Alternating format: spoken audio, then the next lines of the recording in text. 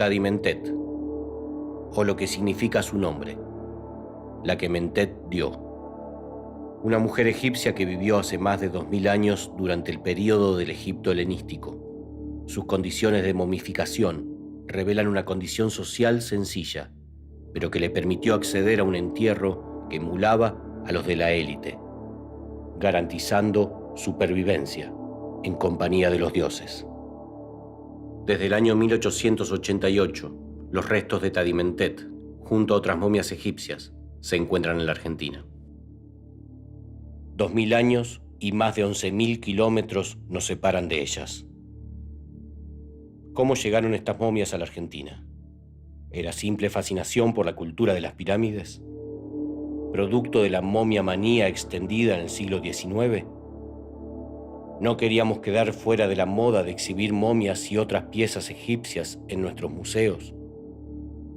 ¿O acaso había algo más?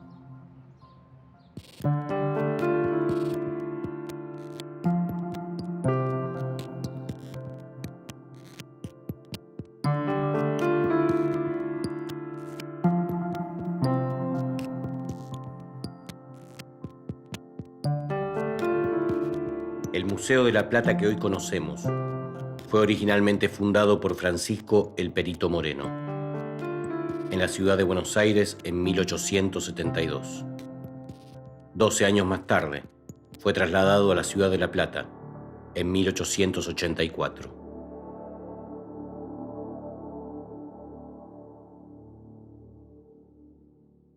Bueno, este museo fue creado junto con la ciudad 2 años después de fundada la ciudad de La Plata, es decir, que estamos hablando del siglo XIX.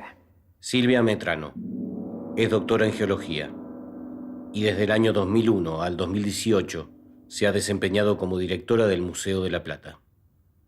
A la época, los museos representaban como instituciones de la sociedad muchos valores que hoy siguen sosteniendo, pero en países como el nuestro, que venían de ser colonias, representaban un poco más todavía. Eran los exhibidores de las potencialidades de estas nuevas repúblicas que ostentaban a través de los museos sus valores, sus riquezas, sus conquistas territoriales. Sin duda ese fue un eje fundamental para nuestro museo, como el de otros de países muy, muy jóvenes en el siglo XIX, que se expresó a través de los museos. Eso fue así. De hecho, el edificio también es un reflejo de la monumentalidad que para la época tomaban como símbolo arquitectónico la institución museo.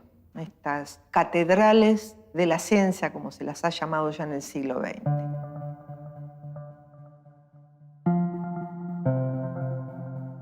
Francisco Pascasio Moreno, junto con Dardo Rocha, quien había sido gobernador de la provincia de Buenos Aires entre los años 1881 y 1884, y fundador de la ciudad de La Plata en 1882, estaban especialmente interesados por Egipto.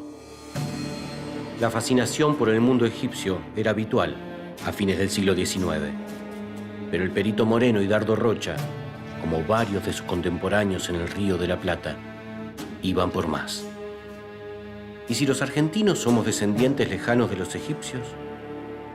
¿Es posible pensar una conexión entre el pueblo argentino y el egipcio? En plena etapa formativa, durante la segunda mitad del siglo XIX, Argentina precisaba una historia nacional. Un relato que le otorgue una identidad y un lugar destacado en la larga historia universal. Al menos, aclaremos, desde un punto de vista porteño. Este pasado común era la base fundamental sobre la que se podía construir un proyecto de país. Aunque no rigurosa, el contexto positivista de la época precisaba de una fundamentación lógica y racional. En este contexto, destacó el rol de Vicente Fidel López, que tiempo antes de sistematizar una historia nacional, intentó señalar, desde varios postulados ya desacreditados en su época, la relación entre los argentinos y el viejo mundo. La tarea de López fue la de construir una línea genealógica que resulte verosímil para las pretensiones científicas de la época y que vincule a las civilizaciones antiguas con el pasado local. Por su parte, Dardo Rocha y el perito Moreno proveerían el espacio naturalmente destinado para exhibir estas evidencias: el museo. Este, como otros museos del momento, se creó con el objetivo de difundir los conocimientos científicos de la época, incluyendo los de la antropología biológica, fuertemente atravesada por el pensamiento positivista. Bueno, el Museo de la Plata, a diferencia de otros edificios dentro de otros lugares del país y de Sudamérica en general, es un edificio que se construye para ser museo. Ana Higareta es arqueóloga, doctora en ciencias naturales, y en el museo se desempeña como encargada de colecciones del Depósito 25 de la División de Arqueología. Es un museo muy pensado, además, con mucha gente que está viendo cómo son las disposiciones de los museos de ciencias naturales, que son los museos que rigen las ciencias a fines del siglo XIX, y tiene toda esta idea de, cuenta la leyenda, y no soy yo quien para desmentirla, que en realidad la secuencia está pensada para representar el espiral evolutivo. El espiral evolutivo es la idea con la que se trabaja a fines del siglo XIX, la idea del cambio en la biología y en el mundo cultural. Entonces, por eso uno arranca por geología, después por los dinosaurios, y después sube y llega hasta el arte egipcio en algún momento, que en esa instancia se consideraba un poco la culminación de la civilización. La sala egipcia que mencionó Ana es todavía hoy una de las más concurridas en el museo. Parte de las piezas que conforman la colección fueron incorporadas por el mismo Dardo Rocha, quien, en 1888, emprendió un viaje a Egipto. Su excursión tenía un plan intelectual: reunir elementos para una sala que sirviera como inicio en el estudio comparativo de las antigüedades americanas y apoyaran la hipótesis de conexión entre el mundo antiguo y el nuevo. Y por eso debía incluir dos destinos infaltables: Cartago y Egipto. Rocha visitó ambos y reunió piezas, tanto para su colección personal como para la sala del museo, diseñada originalmente por Moreno. Parte fundamental de su trabajo de recolección lo representaron las momias que hoy son el centro de la exhibición. Desde sus inicios, el museo se constituyó así como el espacio natural en el que la historia se hacía visible y accesible a todos, con la finalidad de difundir y educar a la sociedad. El otro lado es, el museo se nutre de estos materiales para mostrar al público qué es lo que tiene el depósito como riqueza, para contar las historias del pasado. Lo que hacemos fundamentalmente los arqueólogos en realidad no es estudiar objetos, que es lo que parece que hacemos. Lo que hacemos es contar historias. Tratar de entender qué historias nos están contando esos objetos sobre la vida del hombre en el pasado. La función del museo, cuando exhibe arqueología, es esa. Es tratar de conectar ciertas formas de vida, ciertas formas de cocción, ciertos rituales, ciertas creencias y mostrarlas a partir de poder exhibir esto. Las colecciones también tienen que estar cuidadas por eso. Y en algunos casos la función es totalmente didáctica. Cuando se prestan para ciertas actividades, el museo tiene algunas muestras fabulosas, por ejemplo, para no videntes, en los cuales se nos piden que elijamos algunas piezas que puedan ser tocadas. La ubicación del museo tampoco es azarosa y tiene de igual forma una finalidad pedagógica. En el marco de una ciudad enteramente planificada desde sus inicios, el Museo de la Plata que fue construido en el año 1887 e inaugurado en 1888, se ubica como última parada de un trayecto que, iniciando en el centro de la ciudad, atraviesa los jardines botánico y zoológico, concluyendo aquí. Así, se pretende que el visitante realice un paseo que transite el reino vegetal, luego el animal y, por último, el más evolucionado, el del hombre. Hablando de la generación del 80, digamos, ¿qué interpreto yo desde mi experiencia de la generación que vi yo de la generación del 80? Sería esa ilustración, que es verdad, lo que van a decir, era la formación de un Estado moderno, digamos, que era la ilustración y la ciencia en pos de nuevos conocimientos que se expandía para todos lados. Mariano del Papa es antropólogo y doctor en ciencias naturales. Aquí se desempeña como curador asociado de la División de Antropología. El ejemplo claro es la famosa conquista del desierto, que arrasó militarmente, pero atrás de los militares iban los científicos recolectando restos humanos, ¿no es cierto?, que iban a parar fundamentalmente a este Museo de la Plata, en pos de el afán de crear un gran museo con grandes colecciones, imitando los museos del viejo mundo, en Francia o Inglaterra, ¿no es cierto? Pero que lo que estoy, digamos, reflejando es que esa ilustración, ese sentir, ese pensamiento, digamos, se apoyó sobre la vida de muchas personas. Egipto no solo ha tenido un lugar destacado en la historia universal, también resonaba de manera particular en un país como Argentina, de tradición católica.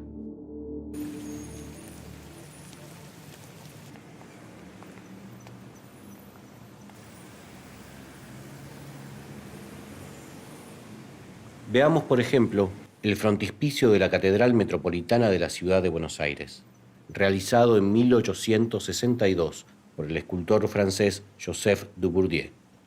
Nos muestra a José, uno de los 12 hijos de Jacob, en Egipto, y con las pirámides de fondo, recibiendo a sus hermanos.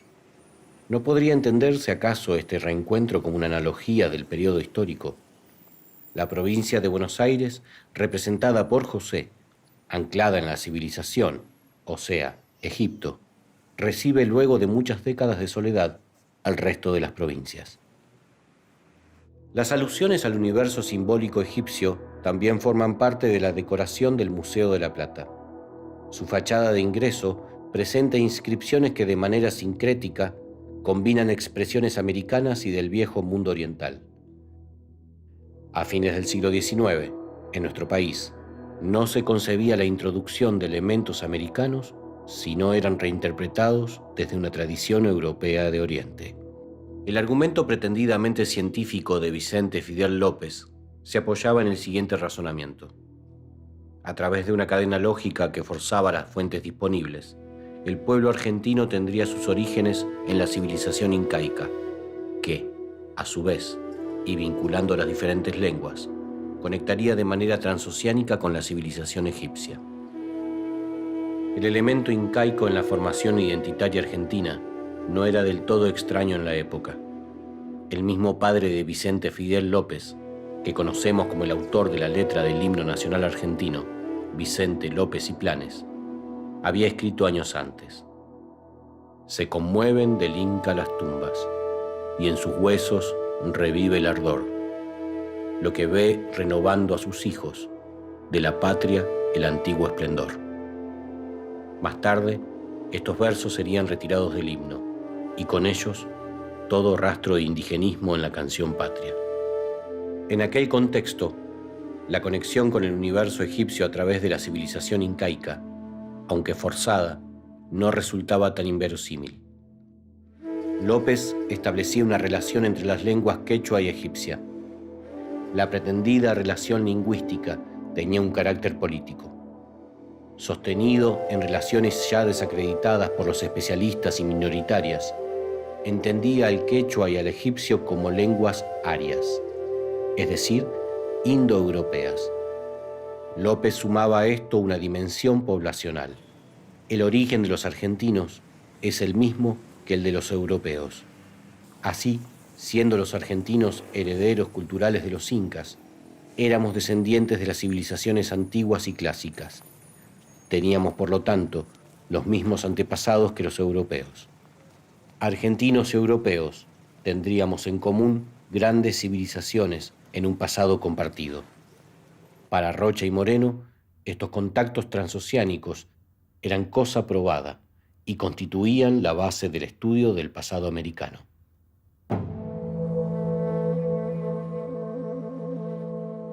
Lejos de aquellos tiempos, el museo ya no cumple una función civilizatoria ni de reflejo de una construcción política nacionalista del pasado, como se entendía en sus inicios, y que dejaba afuera voces que consideraban no autorizadas. Por el contrario, los pueblos originarios de nuestro actual territorio han entablado un diálogo mucho más fluido con la institución. Considerados antiguamente como piezas de exhibición, parte de la tarea actual del museo consiste en responder a los reclamos de las comunidades acerca de la restitución de restos humanos que les pertenecen. Hay un término que se usa mucho cuando estamos hablando de colecciones, que son el tema de patrimonio. El patrimonio y la ley patrimonial, las leyes patrimoniales. Siempre, durante muchos años, el argumento para impedir las restituciones era decir que estos restos humanos son patrimonio. La tendencia que se viene dando, y como una suerte de pregunta que nosotros mismos nos hacemos a nosotros mismos, es decir, que si esto en realidad es patrimonio. Y lo que estamos evidenciando es que no. Por eso estamos intentando un proceso de despatrimonialización. O sea, los objetos pasan a ser sujetos. Y son sujetos de derecho también. Entonces, en ese entorno entra otra categoría de tratamiento, lo que era objeto bajo mi guarda. Es una colección compleja, ya no son sujetos, no son objetos, son sujetos. ¿Está bien? Entonces ya no es más patrimonio. Y no es tan fácil argumentar en pos del patrimonio, es cuidado por el Estado, porque es parte del Estado y del patrimonio cultural. Ya no es más patrimonio cultural. Entran en la categoría de personas, seres humanos, que tienen sus derechos, son sujetos de derecho, ¿no es cierto? Y es como son tratados en la actualidad. Si bien las momias egipcias siguen siendo exhibidas, los restos humanos provenientes de los pueblos originarios de nuestro territorio nacional fueron retirados de las salas.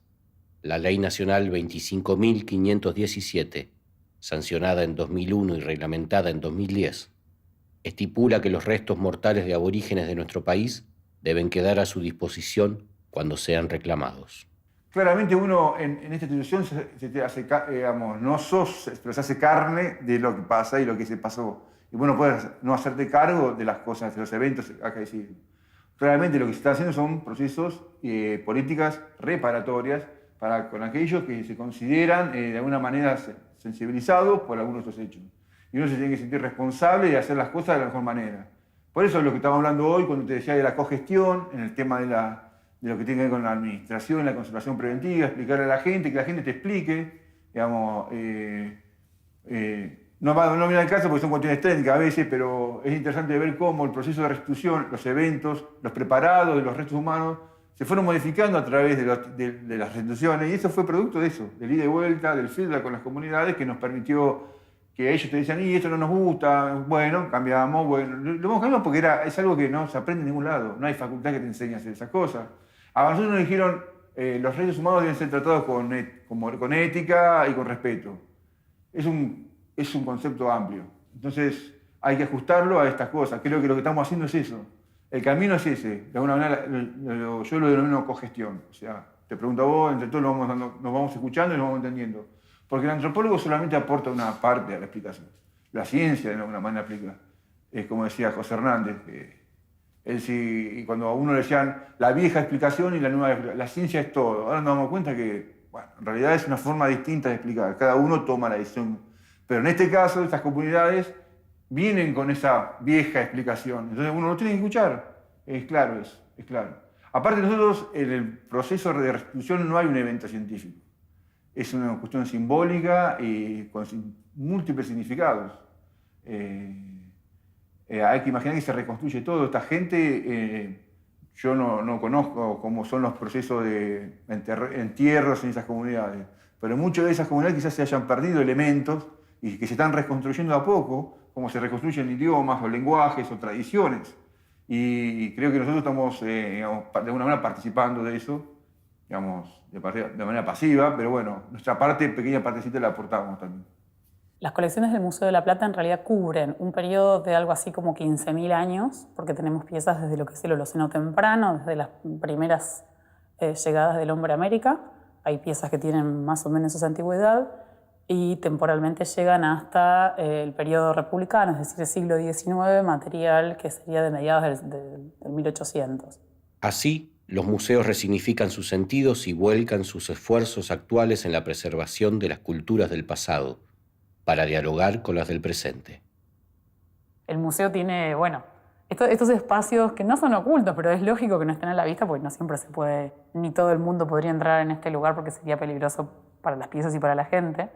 Pero está bueno pensar que los espacios con grandes colecciones como esta, hay un montón de gente trabajando para que lo que se vea y se vea lindo esté bien, además de visible.